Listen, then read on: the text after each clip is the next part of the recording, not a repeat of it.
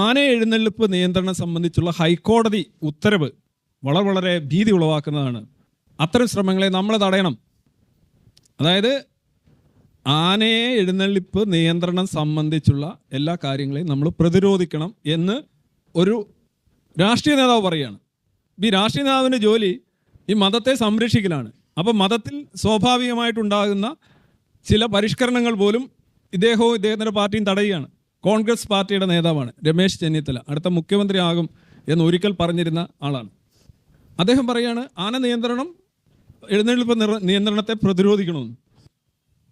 വെള്ളാപ്പള്ളി നടേശൻ ഒരു സമുദായ നേതാവാണ്. പുള്ളിക്കുള്ള ഒരു തിരിച്ചറിവ് ഇദ്ദേഹത്തിന് ഇല്ലാഞ്ഞിട്ടല്ല, മറിച്ച് ഇതാണ് ഞാൻ കപടമെന്ന് പറയാൻ കാര്യം. ഇവരുടെ അധികാര ലബ്ധിക്കായിട്ടാണ് ഇവർ ഇത്തരം സമീപനങ്ങൾ സ്വീകരിക്കുന്നത്. രണ്ട്, ഈ എല്ലാ മതങ്ങളും ഒരേപോലെ കാണുക, ഒരേപോലെ ബഹുമാനിക്കുക എന്ന് പറയുന്നത് ഒരു ശരാശരി മദ്യപാനി